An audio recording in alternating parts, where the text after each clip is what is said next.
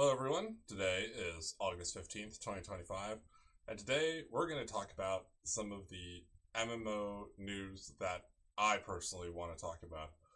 So, we are going to talk about ESO, PAX Day, not Throne and Liberty this week, and we're going to start by talking about Blade and Soul Neo. So, if you're only here for Throne and Liberty stuff, you can go ahead and omit this video, though I am going to talk at the very end about Ion Ascend coming August 19th. So let's go ahead and start by talking about server merges on Blade and Soul Neo. Now, as some of you might have guessed, I personally have very much welcomed this update because what I've been doing, even before the server merges, was I was doing the Crimson Legion dailies every single day. And through the dailies, I have been, well, the dailies ever since server merges, I have been meeting other people who were also doing Crimson Legion dailies at the same time I was in the same places. So I've been meeting people, subsequently recruiting some of those people to our Neo clan, and now, hopefully, thanks to these server merges, now we have a chance of rebuilding the clan on Blade and Soul Neo, and maybe we can level up and get that clan more active. So, I think the server merges are, to the surprise of no one, are a step in the right direction for us. So now let's go ahead and talk about Dune. I was right about Dune. I said that it was not going to be doing so well in a couple of months, and I was right. No, disclaimer, I'm happy that I predicted correctly, but I'm not so happy that Dune Awakening is failing. So here, this was from my video on June 14th, it was the first video I filmed after Dune Awakening released. And see, at that time, we can see it had 86% positive reviews, and now it's only at 53%. Ooh, I was right. Take a look at the Steam charts. Hey, I was right. Alright, so now that we've, oh god. Dolly's gonna be mad at me for filming this part in my video. Alright, next section, we're gonna talk about Elder Scrolls Online Update 47 Preview Base Game Improvements. Lead your horse or any mount to water. That is gonna be cool. Starting in Update 47, your mounts will be able to swim anywhere you can.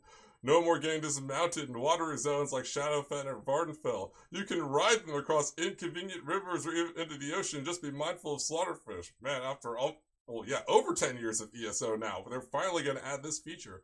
Mount swimming is a function that we've wanted to incorporate for a long time, so you can continue your journey without being dismounted in waist-high water, says lead animator Ed Lynch. We're excited to finally bring this improvement to every mount in ESO, past and future. The quality of life improvements come with custom animations, sounds, and more. Ever wondered how a Dwemer spider swims? Take one out on the water, you might be surprised. Yeah, this is going to be cool. Wait, look. Wait. Okay. Sorry, just looking at the art there. When showing people a quick prototype after poking around some of the swimming and physics code, I thought it would be as simple as just not dismounting when in water. However, when we work in earnest, that was just the tip of the iceberg, recounts gameplay engineer Jose Camacho. We had to account for supporting new styles of animations, transitions, sound, VFX, and all things I didn't even start to think about with just the prototype. And when we say all the mounts we can swim, we mean it, all mounts. The hobby horse is always one of those mounts that has to get special treatment and always needs unique solutions to make it work, notes senior animator Radical Alexander. But I don't mind since that was the mount I made. Hang on to every word. The tremendous amount of high-quality voice acting across ESO's content helps bring Tamriel to life. If you're the sort of player who hates to miss a word of it, then you'll appreciate the most recent update to ESO's NPC conversations. We've added a button that will replay the most recently said voiceover from the NPC you are conversing with. The main inspiration for this came from a forum post I saw, shares senior UI engineer Seth Layens. The tech for this also allows us to implement screen narration for conversations without us having to worry about the narration and voiceover overlapping, which is something that had been on my accessibility wish list for a while. We were able to kill two birds with one stone. Now, you don't need to worry about accidentally skipping past the delivery of a biting quip or heartfelt plea due to a sudden lapse in attention or wayward cat's paw. Alright, that's cool. Survey says stackable. In Update 46, Master Writs began to arrive in stackable envelopes that helped reduce inventory clutter. We previously mentioned that the tech implemented for this feature was something we hoped would have more use in the future. Now we've taken that functionality and applied it to survey reports, further streamlining inventories and reducing pressure on your bags. The overall idea is the same as Master Writs, though it's worth mentioning that these stackable survey reports are tradable, shares Senior Systems Designer Matthew Blois. In the design, we discussed whether or not we should bind them to the player and follow the same behavior, or if we should let them be sellable, tradable. It was generally agreed that this would be a good opportunity to let players create a market for them. A change in vision. The Infinite Archive has received an update to the visions awarded within, allowing you to re-roll the options you've been awarded after defeating a boss. The new system is really targeted at both new players and those familiar with Infinite Archive and how it works, shared lead encounter designer Mike Finnegan. For new players who you can spend those hard-earned fortunes on a vision that's more attractive to your current run and useful so you can potentially get further. For veterans of IA, you can fish for that special vision you always love to see. The new system allows for a greater degree of control over your runs if you know what you are looking for. Still, it always helps to be flexible. Hermaeus Mora does not yield his secrets without cost. Take a look and have a good idea of the visions available and which ones work best, Finnegan says. The cost starts to increase pretty dramatically, so having a good bank of fortunes is beneficial. After that, it's weighing the options and not letting perfect options get in the way of good options, and more. These are just some of the highlights. Expect these new items. Okay, so Update 47 will be arriving August 18th. Oh, hey, that's only in a few days. Cool. So, yeah, I guess I'll be taking all my mounts and riding around in the water and seeing what happens. That's gonna be cool. Alright. So, next we're gonna talk about PAX Day, UI, and icons upcoming update. Hello, Paxians. We wanted to share with you some work in progress our team is doing regarding icons and UI in general. Items icons. We're excited to share that our team is working on an update for the item icons. We know that the recently added icons haven't been as clear as we'd like, which can sometimes cause confusion. That's why we're introducing a more visually intuitive system, making it easier to instantly recognize both the quality level and tier of an item at a glance. The concept below is still a work in progress, but the final result should look quite similar. Bonus, you'll also catch a sneak peek at the master crafting system mentioned in yesterday's news and interview. All quality and tiers. Any quality level can appear with any tier. Oh, I see. It's like 0, 1, 2, 3, and so on. Okay, so UI update. Our UI team is also hard at work on unifying the game's interface. In short, our focal points are essentially to make your experience more consistent, making sure the UI doesn't get in the way anymore, and allowing our UIs to be more predictable and scalable. To actually show you, instead of writing promising words that might feel empty, we've included a bunch of images. Keep in mind, though, that these images are a work in progress outline for the design, and their looks will be updated to fit in better stylistically with the medieval setting of PAX Day. We're aiming to make our in-game main menus, like our inventory, crafting menu, character menu, currently equipment, clan menu, markets, and grace, follow the standard of our latest journal update. So we're gradually moving to a more docked panel on the right side of the screen, moving the UI more out of the way so you can focus on the world of PAX Day and its gameplay.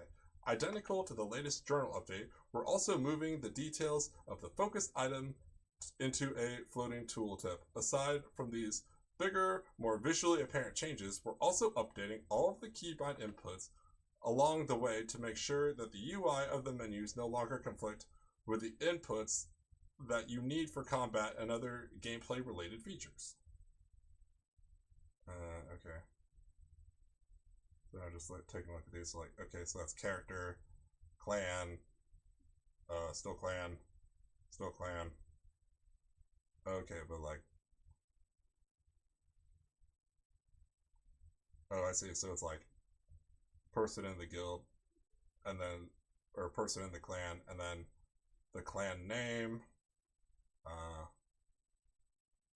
personal notes, announcements. Okay, so that's inventory. Okay, that's inventory, and then crafting, item name here, item name here, item name here, item name here.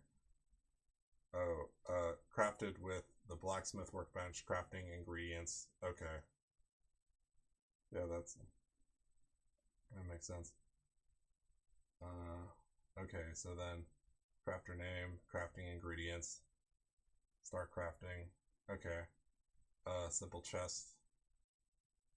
All right, and then your grace meter, and then it's the item name versus versus what you have equipped, and then you have the item name versus oh, and then you have Houston. Oh yeah, okay, that's actually very helpful. I've played PAX Day. I definitely know that's going to be helpful now because now I don't have to go on a wild goose chase finding out what recipe that item belongs to. Inventory, item name, mail. Oh yeah, mail feature. That's so helpful. Mail, map. So with the location name, okay. Markets and inventory. We don't have an exact ETA for these improvements, as the revamp requires us to rebuild quite a bit of previously built systems.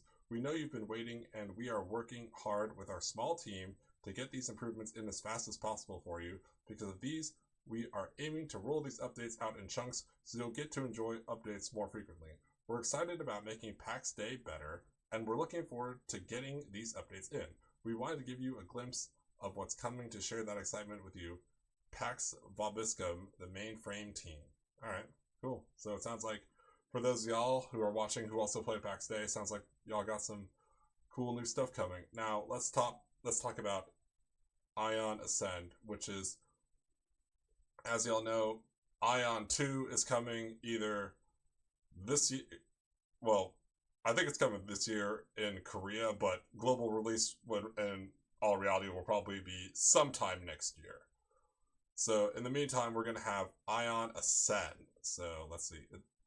And it's coming August 19th. So let's see. Ion pre-registration.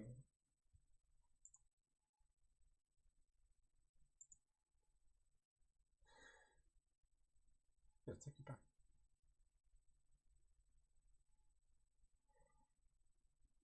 Okay, well.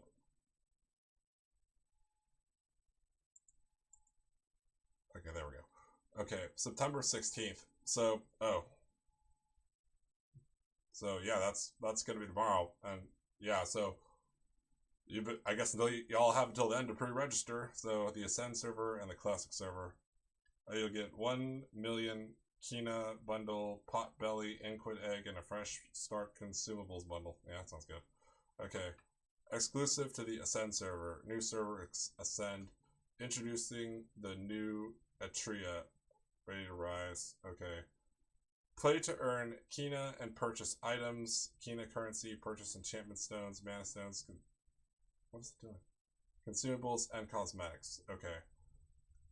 Ascend. Dungeon rewards times 2. Mana stones socketing success rate times 3. Level up speed times 4. Assault skills and Dragon Lord Tiamat's Stigma. Throne Stigmas are not available. Throne Stigmas are not available as drops. Okay. And then Gladiator Reborn. Increased attack boost, skill integration for maximum performance, and powerful new stigmas. Tiamat's Treasury. Oh, okay. So.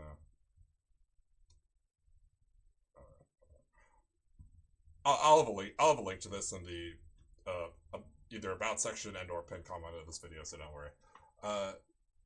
Tia Marantha raids discover hidden treasures. Alright. Limited time offerings exclusive to Ascend and Classic servers. So when this comes out on August 19th, I'll be forming a clan, which in this game is going to be called a Legion. So I've already talked to some of the people we have, and we're going to be the Asmodeans. So if you want to join us, let me know, message me, or drop a comment in this video, and we'll try to get you into the clan. Or, sorry, Legion. That's